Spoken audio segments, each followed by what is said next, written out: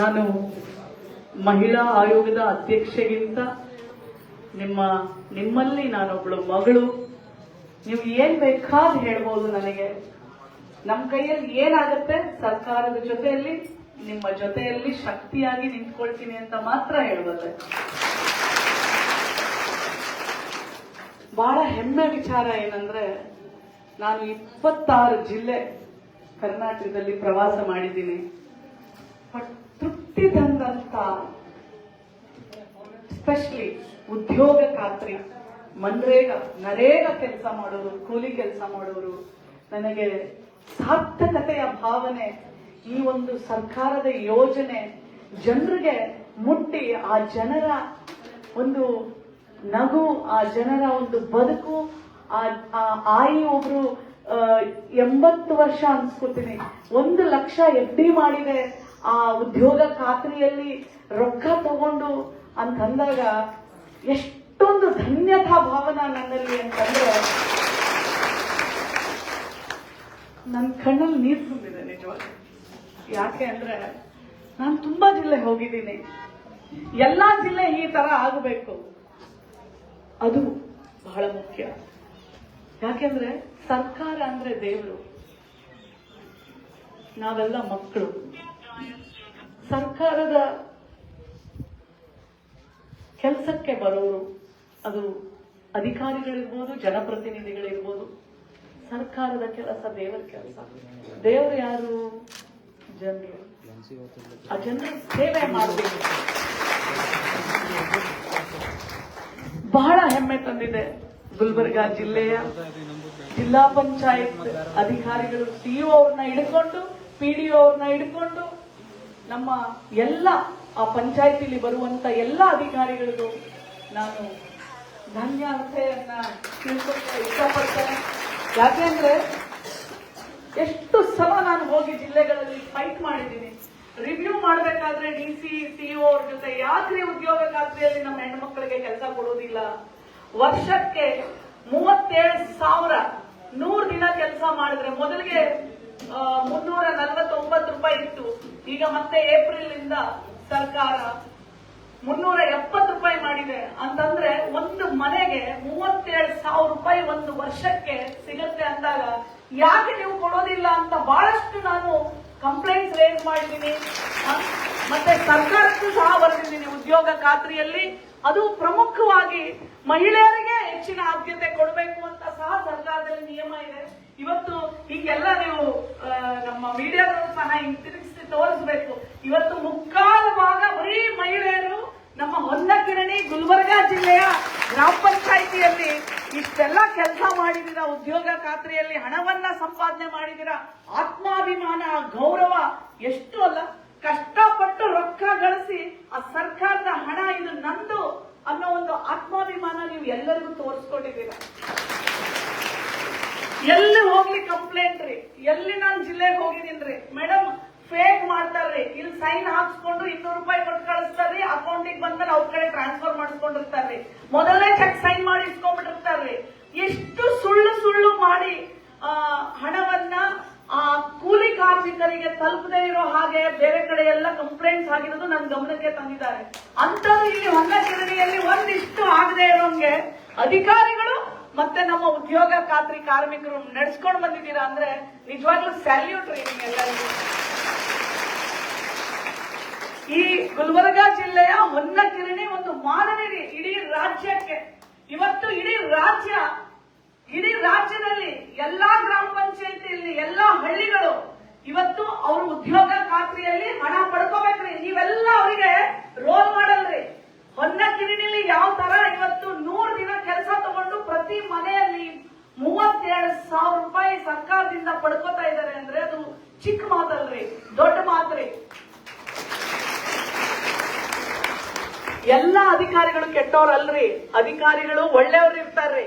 ನಿಮ್ಮ PDO ಅಥವಾ ನಿಮಗೆ ಯಾರು ಇನ್ಚಾರ್ಜ್ ಅಧಿಕಾರಿ ನಿಮಗೆ ಕೆಲಸ ಕೊಡ್ಲಿಲ್ಲ ಅಂತಂದ್ರೆ ನೀವು ಜಿಲ್ಲಾಧಿಕಾರಿ ಕಚೇರಿಗೆ ಹೋಗಿ CEO ಅವ್ರನ್ನ ಭೇಟಿ ಮಾಡ್ರಿ, ಹೇಳ್ರಿ ನಮ್ಮೂರ್ ಇಂತದ್ರಿ, ನಮ್ ಗ್ರಾಮ ಇಂತದ್ರಿ, ನಮಗೆ ಉದ್ಯೋಗ ಖಾತ್ರಿಯಲ್ಲಿ ನಮ್ಗೆ ಕೆಲಸ ಕೊಡ್ತಿಲ್ರಿ ಅಂತಂದಾಗ ಖಂಡಿತ CEO ನಿಮ್ಮ ಅಧಿಕಾರಿ ನಿಮಗ್ ಸ್ಪಂದಿಸ್ತಾರ್ರಿ, ಕರೆದು ಹೇಳ್ತಾರ್ರಿ ಅದಾರ್ರಿ, ನಮ್ಮೂರಿನ ಜನ ಅಲ್ಲದಾರ್ರಿ, ಅವ್ರಿಗೆ ಯಾಕೆ ನೀವು ಉದ್ಯೋಗ ಖಾತ್ರಿ ಹೇಳಿದ್ದು, ರೊಕ್ಕ ಕೊಟ್ಟಿಲ್ರಿ, ಕೆಲಸ ಕೊಟ್ಟಿಲ್ರಿ ಅಂತ ಹೇಳಿ.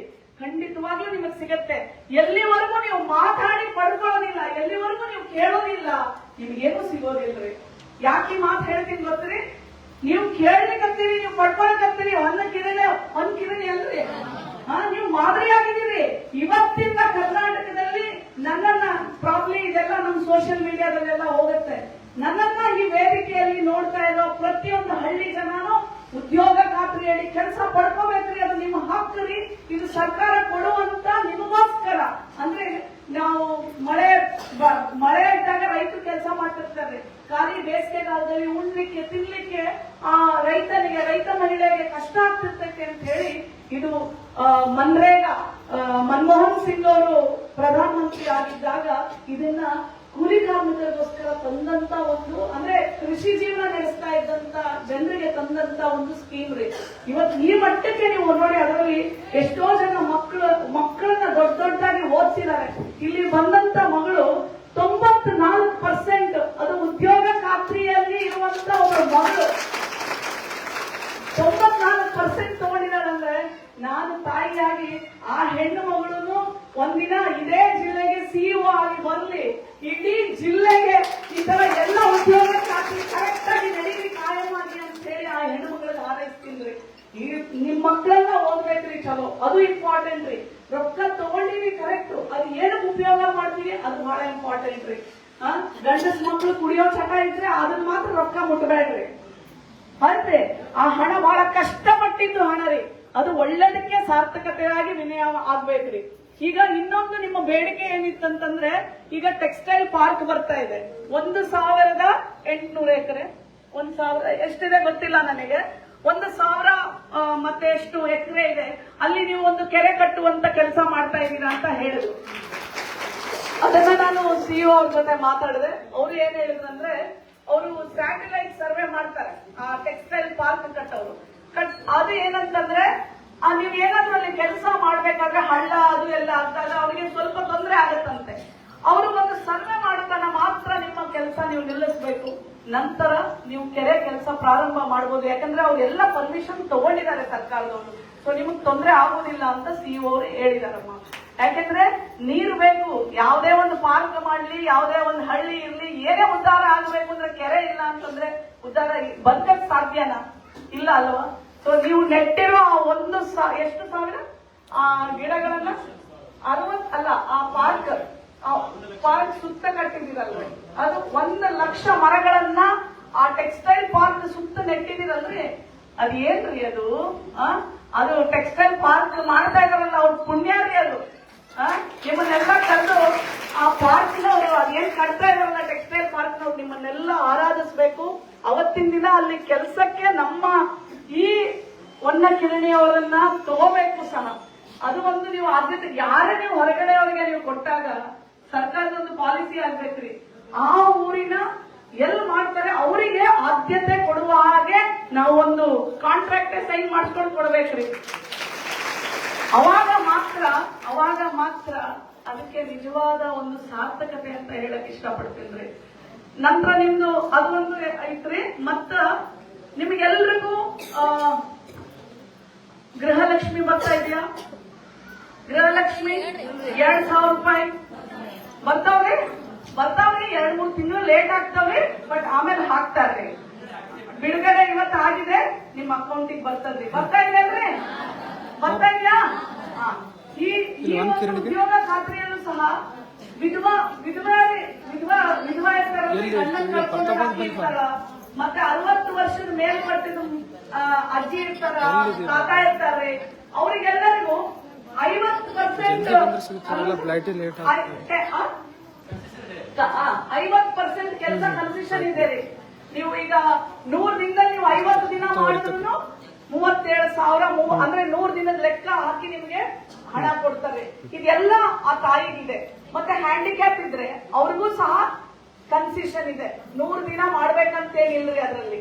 ಸೊ ಎರಡನೇದು ಹ್ಯಾಂಡಿಕ್ಯಾಪ್ ಪೆನ್ಷನ್ ಬರ್ತದಲ್ರಿ. ಎಷ್ಟು ಜನ ಹ್ಯಾಂಡಿಕ್ಯಾಪ್ ಇದಾರೆ ನಿಮ್ ಮನೇಲಿ? ಯಾರು ಇದಾರ್ರಿ? ಅದು ಪೆನ್ಷನ್ ಮಾಡಿಸ್ಕೊಂಡಿದ್ದೇನವ್ವ? ಮಾಡಿಸ್ಕೊಂಡಿವಿ, ಅದು ಕರೆಕ್ಟ್. ಮತ್ತೆ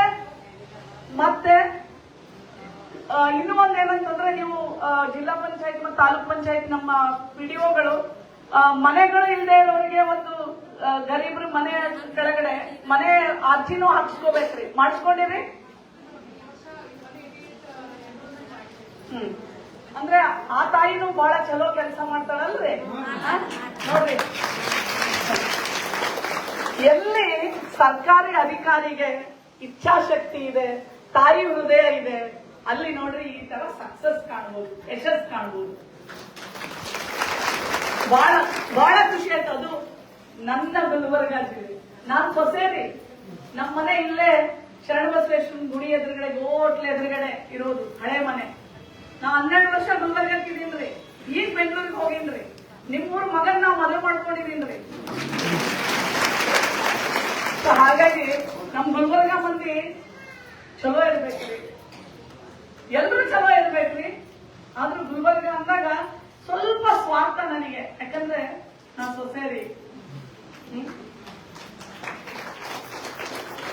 ಮನೆಗಳು ಸಹ ನಾನು ಹೇಳಿದ್ದೀನಿ, ಆಶ್ರಯ ಯೋಜನೆಯಡಿ, ಆಶ್ರಯನೇ ಅಲ್ರಿ ಬಡವರಿಗೆ ಕೊಡೋದು, ಪ್ರಧಾನ ಮಂತ್ರಿ ಆವಾಸ್ ಯೋಜನೆ, ಮತ್ತೆ ಬಸವ ವಸತಿ ಯೋಜನೆ, ಅಂಬೇಡ್ಕರ್ ವಸತಿ ಯೋಜನೆ, 3 ಯೋಜನೆ ಇದೆ ರೀ ಬಡವರಿಗೆ ಮನೆ ಕೊಡುವಂತ ಒಂದು ಯೋಜನೆ. ಅದರಲ್ಲಿ ನೀವೆಲ್ಲ ಹುಷಾರಾಗ್ಬೇಕ್ರಿ. ನೀವೆಲ್ಲ ಯಾರ ಮಕ್ಕಳ್ರಿ? ಅಂಬೇಡ್ಕರ್ ಮಕ್ಕಳ್ರಿ. ಎಷ್ಟ್ ಜನ ಅಂಬೇಡ್ಕರ್ ಮಕ್ಕಳಿದ್ರಿ? ಕೈ ಎತ್ರಿ ನೋಡೋಣ. ನಾನ್ ಅಂಬೇಡ್ಕರ್ ಮಗಳ್ರಿ. ಇನ್ನೇನು ತಮ್ಮ, ನೀವ್ ಅಂಬೇಡ್ಕರ್ ಮಕ್ಕಳಲ್ಲೇನ್ರಿ? ಅಂಬೇಡ್ಕರ್ಗೆ ಜಾತಿ ಇಲ್ಲ ತಮ್ಮ. ಇವತ್ತು ಸಿಇಒ ಆಗ್ಲಿ ಎಲ್ರು ಇಲ್ಲಿ ಬಂದು ಕೂತಿರೋದು, ನಾನು ಅಧ್ಯಕ್ಷೆಯಾಗಿ ಬರಕ್ ಕಾರಣನೂ ಅಂಬೇಡ್ಕರ್ ರೀ. ಇಡೀ ದೇಶ ಇವತ್ತು ಇಡೀ ದೇಶ ನಡೀತಾ ಇರೋದು ಅಂಬೇಡ್ಕರ್ ಕೊಟ್ಟಂತ ಸಂವಿಧಾನ ಅಂದ್ರೆ ದೇಶ ಅಂತಂದ್ರೆ ಅಂಬೇಡ್ಕರ್ ರೀ. ಸೊ ಎಲ್ರು ನಾವೆಲ್ಲ ಅಂಬೇಡ್ಕರ್ ಮಕ್ಳು ರೀ. ಅಂಬೇಡ್ಕರ್ ಮಕ್ಳು ಕೈ ಎತ್ರಿ ಅಂದ್ರೆ ಅರ್ಧಂಬರ್ಧ ಎತ್ತಬಾರ್ದ್ರಿ. ಯಾರ್ಯಾರಿದ್ರಿ ಅಂಬೇಡ್ಕರ್ ಮಕ್ಳು? ಕೈ ಎತ್ರಿ ನೋಡೋಣ. ಈಗ ಎಷ್ಟೊತ್ತು ಇಟ್ಕೊಂಡಿನಿ ನೀವು? ಅರ್ಧ ಕೇಳಿಸ್ಬಿಟ್ರಲ್ಲ. ಇದಂದ್ರೆ ಭಾರತ ಮಾತೆಯ ಮಗ ಡಾಕ್ಟರ್ BR ಅಂಬೇಡ್ಕರ್ಗೆ ನಾವು ಕೊಡ್ತಾ ಇರುವಂತ ಗೌರವಪ್ಪ. ಇವತ್ತಿಷ್ಟೆಲ್ಲ ಆಗಕ್ ಕಾರಣ ಡಾಕ್ಟರ್ BR ಅಂಬೇಡ್ಕರ್ ಅವರೇ. ಅಂಬೇಡ್ಕರ್ ಅಂದ್ರೆ ಕ್ರಾಂತಿ, ಅಂಬೇಡ್ಕರ್ ಅಂದ್ರೆ ಅರಿವು, ಅಂಬೇಡ್ಕರ್ ಅಂದ್ರೆ ಹೋರಾಟ. ಅಂಬೇಡ್ಕರ್ ಮಕ್ಕಳ ರಕ್ತದಲ್ಲಿ ಹೋರಾಟದ ಕಿಚ್ಚಿರ್ಬೇಕೆ ಹೊರತು ಗುಲಾಮಗಿರಿಯ ಕಿಚ್ಚಲ್ಲ. ನಾನು ಯಾಕೆ ಈ ಮಾತು ಹೇಳ್ತೀನಿ ಅಂದ್ರೆ ನೀವು ಕೇಳಿ ಪಡ್ಕೋಬೇಕು. ಅಂಬೇಡ್ಕರ್ ಅಂದ್ರೆ ಅರಿವು ಅಂದ್ರೆ ಬೆಳಕು. ಇಲ್ಲಿ ನಾವು ದೀಪ ಹಚ್ಚಲಿಲ್ಲ ಇವತ್ತು, ಸಾರಿ, ಗಿಡಕ್ಕೆ ನೀರ್ ಹೇಳಿದ್ವಿ. ಎಲ್ಲಾ ಕಾರ್ಯಕ್ರಮದಲ್ಲಿ ದೀಪ ಹಚ್ತೀವಿ. ಆ ದೀಪ ಅಂದ್ರೆ ಏನು? ದೀಪ ಅಂತಂದ್ರೆ ನಮಗ್ ಗೊತ್ತಿಲ್ಲದೆ ಇರೋದನ್ನ ನಾವು ತಿಳ್ಕೋಬೇಕು.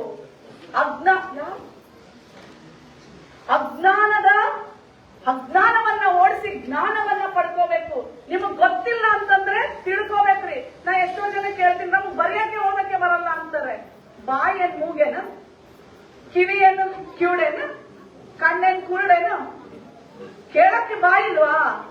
ಕೇಳಿಸ್ಕೊಳಕ್ ಕಿವಿ ಇಲ್ಲ. ಮಾತಾಡ್ಬೇಕು. ನೀವು ಹೋಗಿ CEO ಅವರಿಗೆ ಸರ್ ನಮ್ಗೆ ಈ ತರ ಆಗ್ಬೇಕು ಅಂತ ಕೇಳಿದ್ರೆ ಮಾಡ್ಕೊಡುದಿಲ್ರಿ? ಮಾಡ್ತಾರಲ್ರಿ? ನೀವು ಹೋಗ್ಲೇ ಇಲ್ಲ ಅಂದ್ರೆ, ನೀವು ಹೆಜ್ಜೆ ಆಚೆ ಇಡ್ಲೇ ಇಲ್ಲ ಅಂತಂದ್ರೆ ಸಿಗ್ತದ? ತಿಳ್ಕೋಬೇಕ್ರಿ ನೀವು. ಸರ್ಕಾರದ ಯೋಜನೆಗಳು ಏನೇನೆಲ್ಲ ಇದೆ, ನಮ್ಗೆ ಏನೇನ್ ಕೊಟ್ಟಿಲ್ರಿ, ಎಲ್ಲ ತಗೋಬೇಕ್ರಿ. ಹೊನ್ನ ಕಿರಣಿ ಬರೀ ಉದ್ಯೋಗ ಖಾತ್ರಿಗೆ ಸೀಮಿತ ಆಗಬಾರ್ದ್ರಿ. ಸರ್ಕಾರದ ಎಲ್ಲ ಯೋಜನೆಗಳನ್ನ ಪಡ್ಕೊಂಡಂತ ಮಾದರಿ ಗ್ರಾಮವಾಗ್ಬೇಕ್ರಿ ಹೊನ್ನ ಕಿರಣಿ. ಆಗ್ತಿದ? ನಿಮ್ಮ ಅಧಿಕಾರಿಗಳ ಹೆಸರು ತಿಳ್ಕೋಬೇಕ್ರಿ. ನಿಮ್ CEO ಬಂದಾರಲ್ರಿ, ಅವ್ರ ಹೆಸರೇನ್ರಿ ಹೇಳ್ರಿ ನೋಡೋಣ.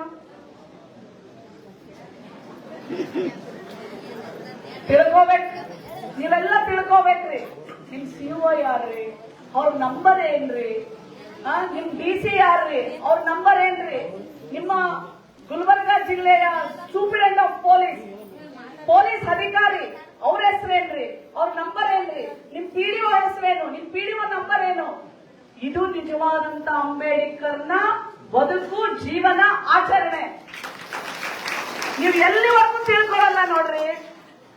ಇಲ್ಲಿವರೆಗೂ ನೀವು ಅಂಬೇಡ್ಕರ್ ಅವ್ರು ಹುಟ್ಟಿದ ದಿನ ಡಿಸ್ಕೋ ಮಾಡ್ಕೊಂಡು ಡಿಜೆ ಮಾಡ್ಕೊಂಡು ಕುಡ್ಕೊಂಡು ಇಲ್ರಿ, ಅಲ್ಲಿ ಅಂಬೇಡ್ಕರ್ ಇಲ್ರಿ. ಅಂಬೇಡ್ಕರ್ ನಿಮ್ಮ ಅರಿವಿನಲ್ಲಿದ್ದಾನೆ, ಅಂಬೇಡ್ಕರ್ ನಿಮ್ಮ ಅರಿವಿನ ಬೆಳಕಲ್ಲಿದ್ದಾನೆ, ಅಂಬೇಡ್ಕರ್ ನಿಮ್ಮ ಹೋರಾಟದಲ್ಲಿದ್ದಾನೆ. ಅಂಬೇಡ್ಕರ್ ನೀವು ಯಾವಾಗ ಸರ್ಕಾರದ ಯೋಜನೆಗಳನ್ನ ಪಡ್ಕೊಂಡು ನಿಮ್ಮ ಮಕ್ಕಳನ್ನ ಓದಿಸಿ ನೀವು ಅವರನ್ನ ಅಂಬೇಡ್ಕರ್ ಆಗಿ ಮಾಡಕ್ಕೆ ಪ್ರಾರಂಭ ಮಾಡ್ತೀರಲ್ರಿ, ಅಲ್ಲಿ ಅಂಬೇಡ್ಕರ್ ನಿಜವಾಗಿ ಬದುಕೋದು. ಮಾಡ್ತೀರಲ್ರಿ? ಮಾಡ್ತೀರಾ? ಎಷ್ಟೋ ಜನ ಹೆಣ್ಣು ಮಕ್ಕಳು ಕಣ್ಣೀರ್ ಹಾಕ್ತಾ ನಿಲ್ತಾರ್ರಿ. ನಾ ಆಕಿಗೆ ಹೇಳ್ತೀನಿ, ಕಣ್ಣೀರ್ ಹಾಕಬಾರ್ದ್ರಿ, ಕಣ್ಣೀರ್ ಹಾಕಬಾರ್ದ್ರಿ. ನಾನು ಬಿಜಾಪುರದಲ್ಲಿ ವಿಧವಾ ಸಮಾವೇಶ ಮಾಡಿದೆ. ಮುಂದಿನ ದಿನಗಳಲ್ಲಿ ಗುಲ್ಬರ್ಗ ಜಿಲ್ಲೆಯಲ್ಲಿ ಪ್ರತ್ಯೇಕವಾಗಿ ವಿಧವೆಯರಿಗೆ ಒಂದು ಸಮಾವೇಶ, ಒಂದು ಸಭೆಯನ್ನ ಮಾಡ್ತೀವ್ರಿ. ಅಲ್ಲಿ ಹಲೋ ಮಾತಾಡ್ಬೇಡಿ ತಮ್ಮ, ಹಂಗ್ ಮಾಡ್ಬೇಡಪ್ಪ, ಬಿಡು.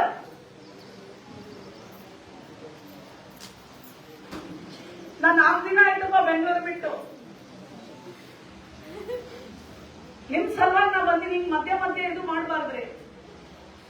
ನಾ ಹೇಳೋದು ಉಪಯೋಗ ಇತ್ತು ಇಲ್ರಿ? ನಾ ನೋಡ್ರಿ, ನಾನ್ ಕೊಡೋದು ಬೇಡ್ರಿ, ನಾನು ಏನು ಕೊಡೋದು ಬೇಡ್ರಿ, ನನ್ನ ಹತ್ರ ಏನಿಲ್ರಿ. ನನ್ನ ಹತ್ರ ಇರೋದು ಜ್ಞಾನ, ಆ ಅರಿವು ಇದೆಯಲ್ಲ, ಆ ಅರಿವು ನಿಮಗ್ ಬಂದ್ರೆ ಸಾಕ್ರಿ. ನಾವ್ ಕೇಳಬೇಕು, ನಾವ್ ಪಡ್ಕೋಬೇಕು, ಇಷ್ಟು ಸಾಕ್ರಿ. ಒಂದ್ ಹೆಣ್ಮಕ್ಳು ಪಡ್ಕೊಂಡಲ್ರಿ, ನಾವ್ ಬೆಂಗಳೂರಿಂದ 4 ದಿವಸ ಹಗಲು ರಾತ್ರಿ ಕಾರ್ನಲ್ಲಿ ಟ್ರೈನ್ ಅಲ್ಲಿ ಟ್ರಾವೆಲ್ ಮಾಡ್ಕೊಂಡು ನಿಮ್ಮ ನೋಡಕ್ ಬಂದಿದ್ದಕ್ಕೊಂದು ಸಾರ್ಥಕತೆ ರೀ. ನನಗೂ ಮನೆ ಇದೆ ರೀ, ನನ್ ಗಂಡ ಇದ್ದಾನ್ರಿ, ನನ್ ಮಕ್ಕಳದಾರ್ರಿ, ನಮ್ಮ ಅತ್ತೆ ಮಾವ ಇದಾರ್ರಿ, ಎಲ್ಲ ಇದೆ ರೀ. ಆದ್ರೂ ನಿಮ್ ಸಲುವಾಗಿ ಊರ್ ಸುತ್ತೀನ್ರಿ. ನಾವಷ್ಟು ಮಾಡ್ಬೇಕಾದ್ರೆ ನೀವೆಷ್ಟು ಮಾಡ್ಬೇಕ್ರಿ? ನೀವು ತಿಳ್ಕೋಬೇಕು, ಆಯಿ ತಿಳ್ಕೋಬೇಕು, ತಿಳ್ಕೊಂಡು ಪಡ್ಕೋಬೇಕು. ಸಿಗ್ಲಿಲ್ಲ ಅಂದ್ರೆ ಹೇಳ್ರಿ ಜೋರಾಗಿ. ಸ್ಪೆಷಲಿ ನಮ್ ಹೆಣ್ಣು ಮಕ್ಕಳು ರೀ. ಆಯಿ ನೀವು ಇಲ್ಲಿ ಮೇಲ್ ಬಂದು ಅಳ್ತಿದ್ರಿ. ನಾನು ಕಾರ್ ಬರ್ಬೇಕಾದ್ರೆ ನಿಲ್ಲಿಸ್ತಿದ್ರಿ, ನನ್ನನ್ನ ನಿಲ್ಲಿಸ್ಬಿಟ್ಟು ಅಲ್ಲಿ ಆಯಿ ಹೇಳ್ತಿದ್ರು, ಒಬ್ಬಕಿ ತಂಗಿನ ಹೊಡೆದು ಸಾಯಿಸಿದ್ರು ಅಂತ ಹೇಳಿ. ಮಗು ಇದೆ, ಹೋರಾಟ ನಿಮ್ ಬದುಕಾಗ್ಬೇಕ್ರಿ. ಇಲ್ಲ ಅಂತಂದ್ರೆ ಈ ತರ ಎಲ್ಲ ಸಾವು ನೋವುಗಳು ಕಾಣ್ತಾನೆ ಇರ್ತಾವ್ರಿ. ಎಲ್ಲಿವರೆಗೂ ನಿಮ್ಮನ್ನ ನೀವು ತಿಳ್ಕೊಳ್ಳೋದಿಲ್ಲ. ಬಸವಣ್ಣ ಹೇಳೋದೇನ್ರಿ? ನಿನ್ನನ್ನ ನೀನು ತಿಳಿ, ಫಸ್ಟ್ ನಿನ್ನ ನೀನ್ ತಿಳ್ಕೊ. ನೀವು ತಿಳ್ಕೊಳ್ಳಿಲ್ಲ ಅಂತಂದ್ರೆ ಅಜ್ಞಾನ ರೀ, ಕಲ್ಲಿದ್ದಂಗೆ. ಕಲ್ಲಿಗೆ ಏನಾದ್ರು ಗೊತ್ತಾಗ್ತದೇನ್ರಿ? ಏನಿಲ್ಲ. ನಾವು ಕಲ್ಲು ಬಂಡೆ ಅಲ್ರಿ, ಮನುಷ್ಯರು ರೀ, ಜ್ಞಾನವನ್ನ ಪಡ್ಕೊಂಡಂತ ಮನುಷ್ಯರು ರೀ. ಹೆಣ್ಣು ಮಕ್ಕಳು ಅಳಬಾರ್ದ್ರಿ. ನಿಮಗೇನೇ ತೊಂದರೆ ಆದ್ರೆ ಮೊದಲು ಯಾರ ಹತ್ರ ಹೋಗ್ಬೇಕು? ನೀವು ಸ್ಟೇಷನ್ಗೆ ಹೋಗ್ಬೇಕ್ರಿ. ಸ್ಟೇಷನ್ ತಂದೆ ತಾಯಿ ನಂತರ ಅದೇ ತವ್ರ ಮನೆ ರೀ ನಮಗೆ. ನಾವು ಸ್ಟೇಷನ್ ಮೆಟ್ಲು ಹತ್ತು ಬಿಟ್ರೆ ಆ ಹೆಣ್ಣು ಮಕ್ಕಳು ಸ್ಟೇಷನ್ ಮೆಟ್ಲು ಹತ್ತಿಸ್ಬಿಟ್ಲು. ಸ್ಟೇಷನ್ ಮೆಟ್ಲು ಒಂದೇ ರೀ, ನಮ್ಮನೆ ಮೆಟ್ಲು ಒಂದೇ ರೀ. ಒಂದೇ ಕಲ್ಲು, ಒಂದೇ ಸಿಮೆಂಟ್, ಒಂದೇ ಮಣ್ಣ್ರಿ.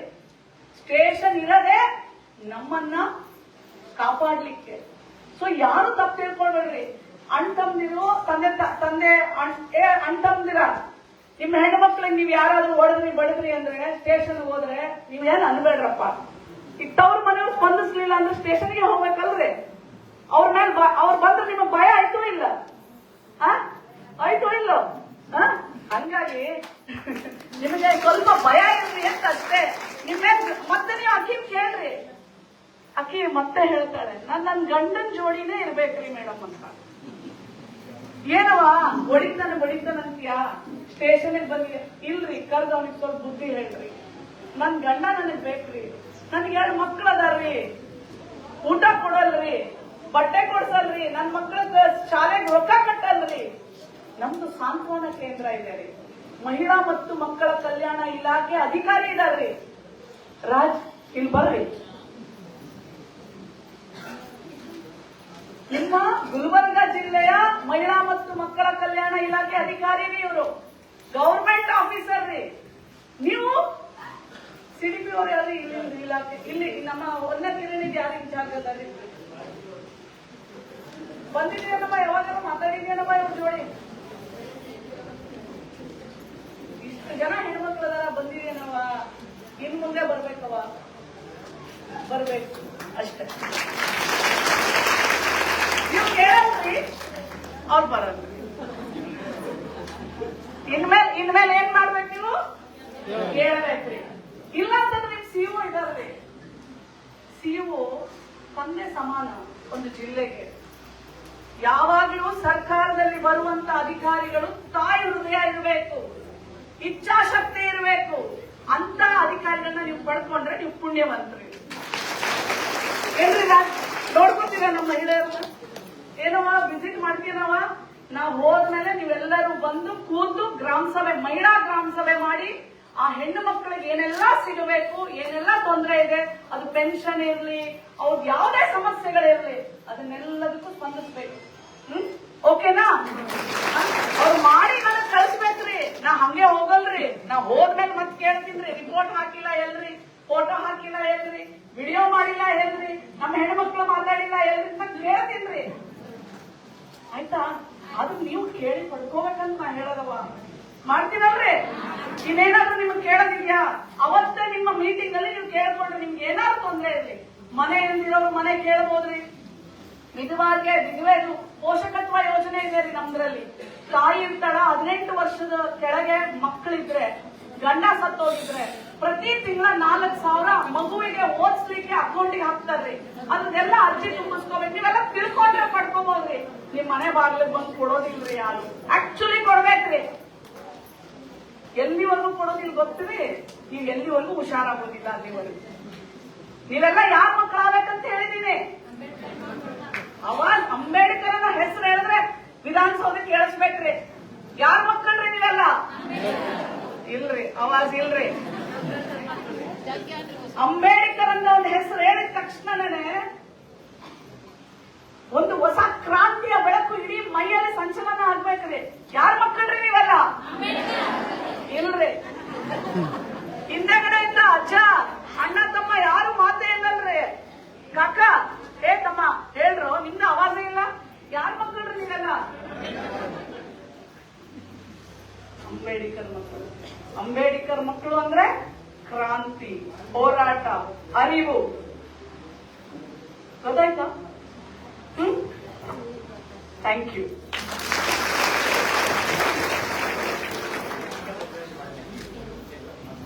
ಇವತ್ತು ನೋಡಿ, ನಿಮಗೋಸ್ಕರ ಒಂದು ಹೆಲ್ತ್ ಕ್ಯಾಂಪ್ ಆರ್ಗನೈಸ್ ಮಾಡಿದ್ದಾರೆ ಸರ್ಕಾರದಿಂದ. ಡಯಾಬಿಟಿಕ್ ಮತ್ತೆ ರಕ್ತ ಇರೋದಿಲ್ಲ, BP, ಟ್ಯೂಬರ್ಕ್ಯುಲೋಸಿಸ್ ಇವೆಲ್ಲವನ್ನ ಇವತ್ತು ಡಯಾಗ್ನೋಸ್ ಮಾಡ್ತಾರೆ.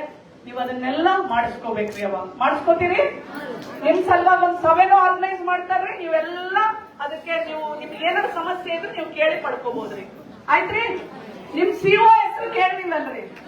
Please come. ಇಲ್ಲ, ನೀವು ಹೇಳ್ರಿ. ಇರ್ಲಿ, ಮೀನಾ. ನನಗೆ ಅವ್ರ ಫುಲ್ ಹೆಸರು ಹೇಳಕ್ ಕಷ್ಟ ರೀ. ಅವ್ರ ಹೆಸರು ಮೀನಾ. ಏನ್ರಿ? ಸಾಕ್ರಿ, ಚಿಕ್ಕ ಹೆಸರು ನಮಗೆ. ಹೌದಿಲ್ರಿ? ನೀವು ಯಾರು ನಿಮಗೆ ಸ್ಪಂದಿಸ್ಲಿಲ್ಲ ಅಂದ್ರೆ ನೀವು ಸೀದಾ ಹೋಗ್ರಿ. ಒಂದಿನ ಸಿಗ್ಲಿಲ್ಲ, 2ನೇ ದಿನ ಹೋಗ್ರಿ. 2ನೇ ದಿನ 3ನೇ ದಿನ ಸಿಗ್ತಾರೆ. ನಿಮಗ್ ಸ್ಪಂದಿಸ್ತಾರವ. ಆಯ್ತ್ರಿ? Sadashiva, thank you.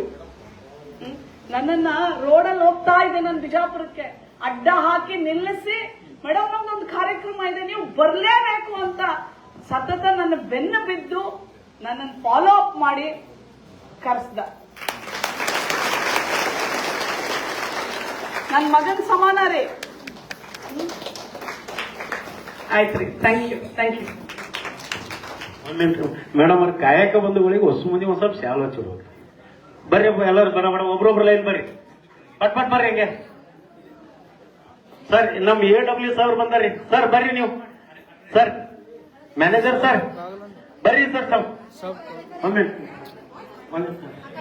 Manager sir